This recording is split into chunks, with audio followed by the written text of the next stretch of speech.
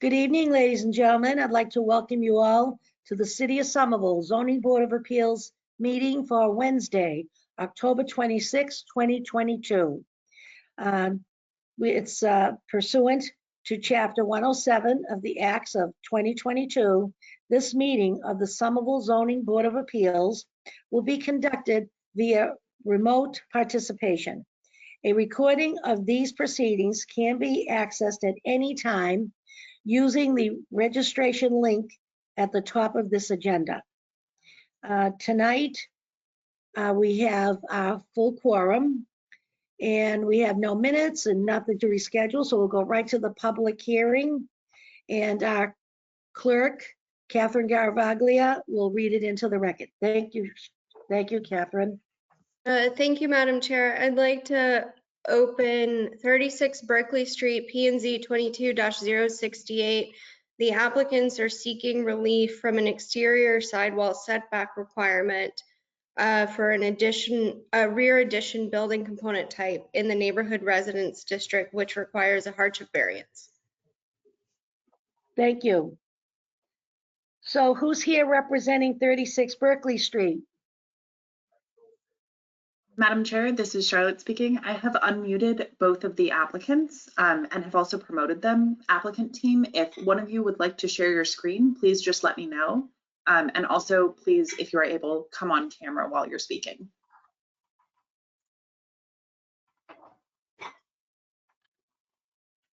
Good evening. Hi, my name is Damon Seidel. I am the architect. I believe that the owners are also on. And I would like to share. Oh, I see. I would like to share my screen but they're going to introduce themselves first. Okay.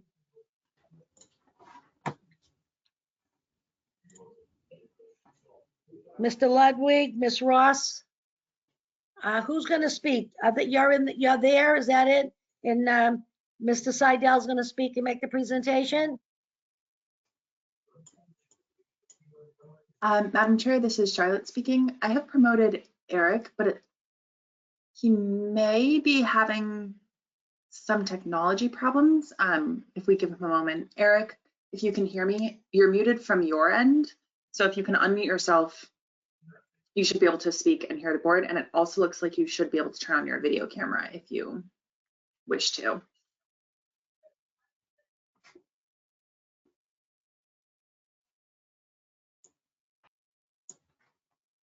Hey, two for the price of one. Welcome. Okay, so we welcome you folks, but I guess Mr. Seidel, you're going to make the presentation? Can you hear us now? Sorry. Yes.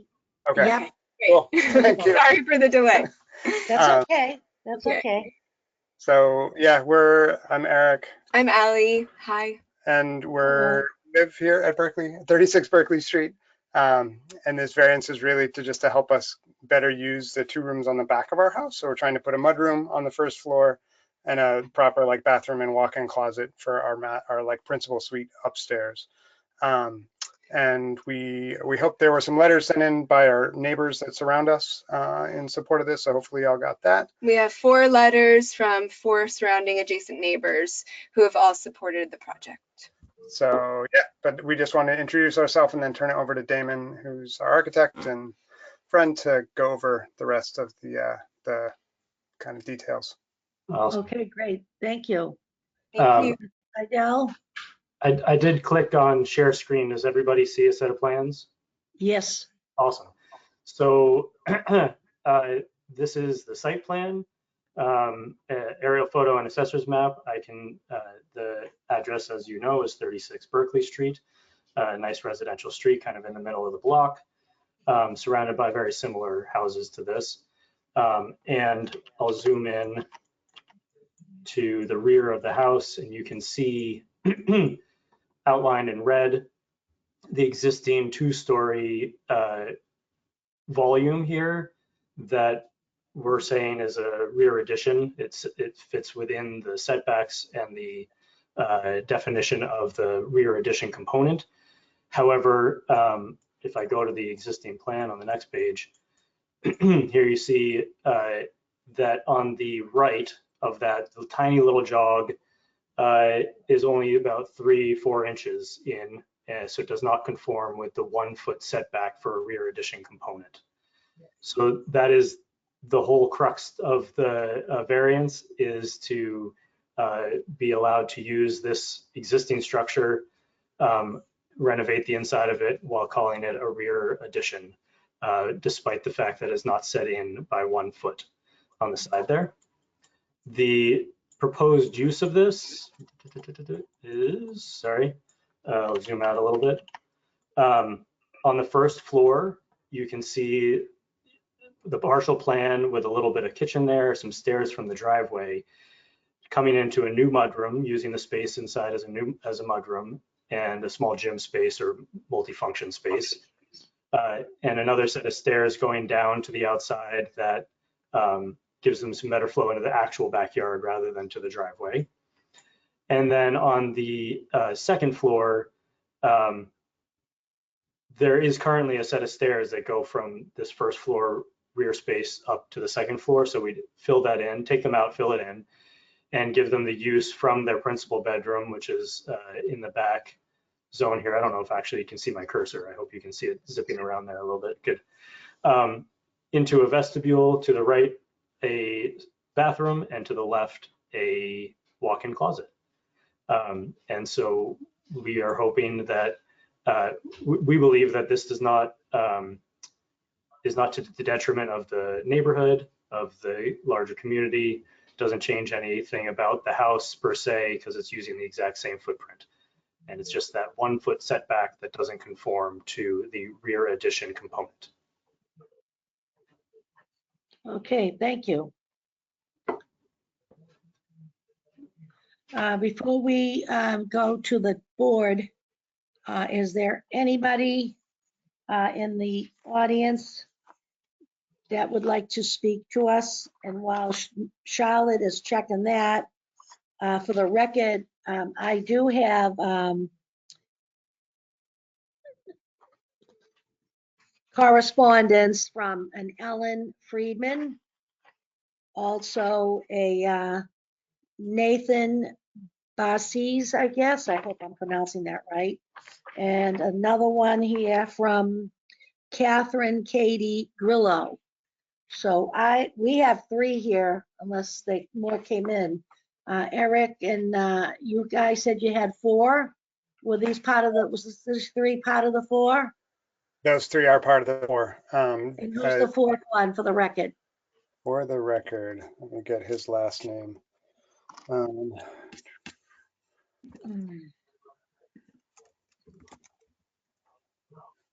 Dan Madry, Madri. Okay. And he's one of our Okay.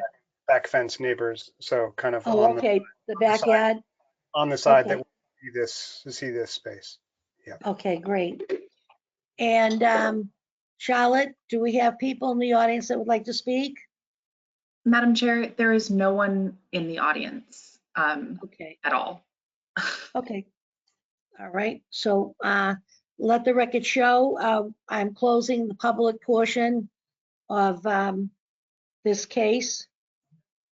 And I'm going to open it up to the board, just for the record, keep going right here. It's P&Z 22068.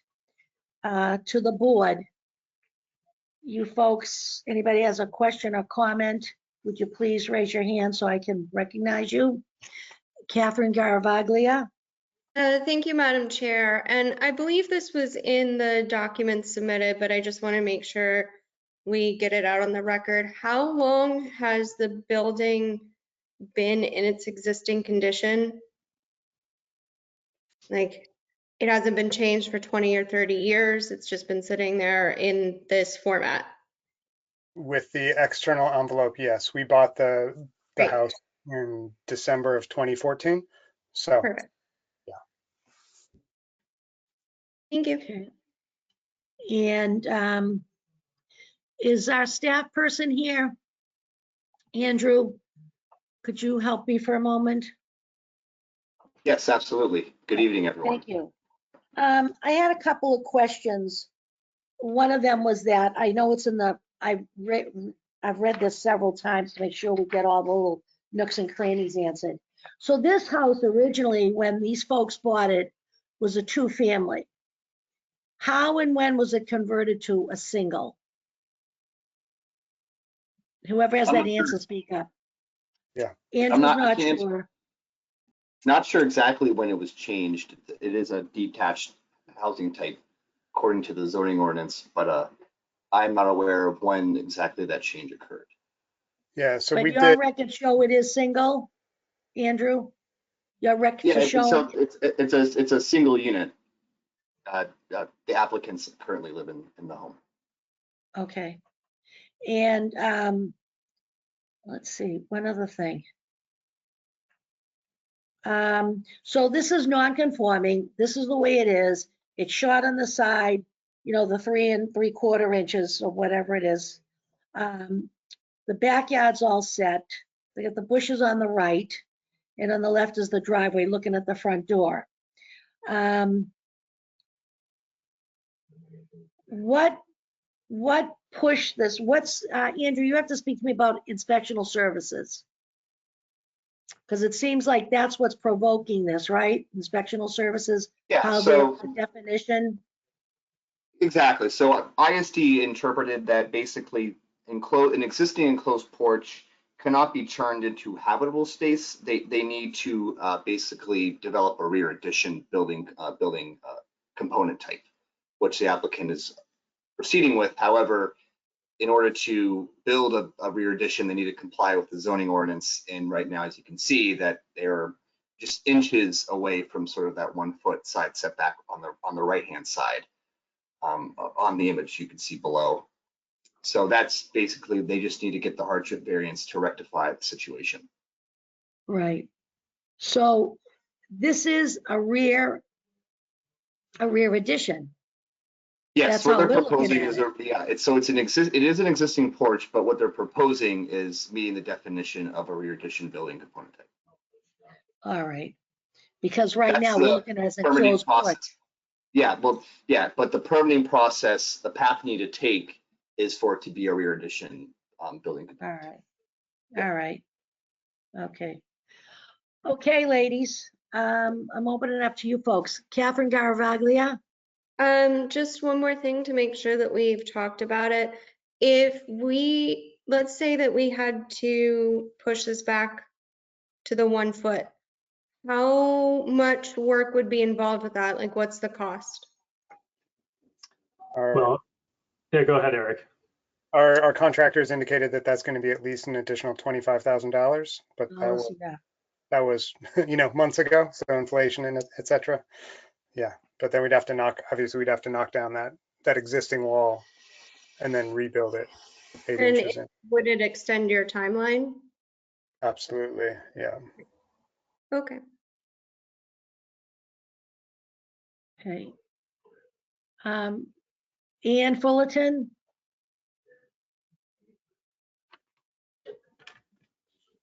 Hi, Thank you, Ian. Madam. Hi, Eric and Allie. So, and also Damon, thank you for presenting today. The proposed steps that you're going to be adding on the back of the porch, are those still within the allowable setback? Well, within the allowable setback, yes. We Okay, have, let me just go back to the site plan here. The setback is 20 feet in the rear. We have 36 to the rear addition. So we Great. have 12 feet to 16 feet to play with. and I know that I looked up the assessor's database record for your property. There's always question marks about what the actual condition of use is for enclosed porches, whether at some point they were insulated, how much foundation they really have under them. So it's sort of a gray area in general. I just wanted to understand better. I know you have an enclosed porch. I can see windows on the plan. Was this space insulated at some point, or was it decking that air could go through, like truly a porch that also happened to have some windows in it? Yeah, it's insulated both first and second floor. So we use it quite a bit, especially over the past couple of years. And did you do that, or did you purchase the property like that? We purchased it in its existing condition. Okay, all right, thank you. Thank you, Ann. Ann Brockelman, please. Yes, thank you for hashing out the existing. I was hoping to have pictures of the old porch. So it sounds like a matter of technicality to say you're adding a rear addition because you're converting it from an enclosed porch. So in my view, the massing should read the same, right? You're better insulating it and you're changing the finishes on the inside. But there's one, are you changing the windows as well? Yes, the proposal you can see on the existing, on the existing that it's all Your windows. It's almost all windows on both floors. And then for the first floor, we'd be taking 2 of the windows for a closet for the mudroom. 1 would become a door on the first floor. On the second floor, a couple of them come out, 1 of them moves. We end up with 2 in the bathroom rather than, and we moved 1 so that we still have some light, some natural light into the walk-in closet, but it's still a functional space for a closet. But generally from the outside or from the neighbors, it will still look like a typical addition with a livable space with some windows. It's not like it's this glassy thing now you're just blocking it all off. No, it currently has siding on it to match the house. And so we'll be doing the same. It'll just be newer and in better shape. Okay. I don't have any issue with it, Madam Chair. Okay, thank you. So now this here is a variance. So we've really got to justify and go through our criteria. If you folks are happy with it. I know the applicant, they sent along their criteria, and in there they speak to the money, the time, the neighbors are weighing in about all the stuff outside doing it, the foundation. So that was a good question that we got about the insulation and stuff. Thank you on that. So let's take a look at the criteria that we have to meet to follow this. Let's see. I'm looking for my little pieces here. Okay. Staff. So, does somebody want to start off here? Let's see here. The considerations, the hardship, special circumstances. So we have our 3. We have our special circumstances, the little enforcement, and the desired relief. Catherine, under the specials, you see the client sent in their stuff, what they had to say. Did everybody get a copy with your staff report of Ludwig and at Ross, their hardship review? Do you have that? Good. I think it was a lot of help. So can we work from there? Catherine? Well, Madam Chair, I think for condition 1, Yeah. the special circumstances are that we have a building that's already in place and its footprint has been this way for 20 to 30 years. It's already insulated and was insulated 14 something plus years ago. We are not going to be, the proposal doesn't change really the character of the building. It's already unusual because it's already over the line and it's been that way. We talked about how literal enforcement of this would have a severe detriment to the applicant in terms of time and money. But also I would imagine the extensive construction required would be more irritating to the neighbors. And the neighbors are in support of this. I don't think there's a big change. So I don't see how there'd be a substantial detriment either. Okay. And number 3? That's the one we just hit, sorry. Yeah, no, that's right. Thank you. Now, Ann, have you heard that? You digest that? Is that okay with you? I agree wholeheartedly with the points you brought out. The big factor to me was that, and I know inspectional services weighed in on this, and if Adam has something he wants. Adam, did you want to weigh in on this at any point? Are you listening and agreeing with what we're coming down with after speaking with the applicants and the architect? Are you looking for staff's opinion? Well, you didn't, you said none on the recommendation. And I know it is up to the zoning board of appeals for a variance, and that's what we're here for, because even though it is a variance as opposed to a special permit or something, but some of these things do fall through the cracks. And if this was going to alter, me personally, if this was going to alter the footprint at all, you know, as what they're doing in their proposal, I would have to take a second or third look at it because it's so tight on that side. But like Catherine said in the going over the 3 steps, it's been like this for years, you know, and to go ahead and here we go again with families living, families working, who knows, children, future pets, whatever. We want to keep people that want to improve their property, and as well as that's what the neighbors say. And I know it's really, we listen to the neighbors whether we should or shouldn't, because they're living with it like we all have our own home. So that's all I'm asking you. I see in your in the write-up it says it won't be detrimental in your staff summary. It says it won't be detrimental to the neighborhood. It's not really creating a hardship per se. So other than that, and what you said in your report, did you have anything else you want to add? No, nothing further. Everything that's stated in the staff report still stands. Okay, beautiful. Thank you. You're welcome. So I asked the board, are you folks ready to vote tonight? You want to go forward, or do you have any other questions? Thumbs up. Okay. I'd like to ask the clerk to please make a motion for the affirmative. Yes, Madam Chair, in the matter of P&Z 22-068, I make a motion to approve the applicant's request for a hardship variance pursuant to our discussion earlier about how they meet the requirements, and to include those conditions that are stated in the staff memo. Great. May I have a second? Second. Seconded by Ann Brockelman. All in favor, please answer in the affirmative. Catherine Garavaglia, Aye.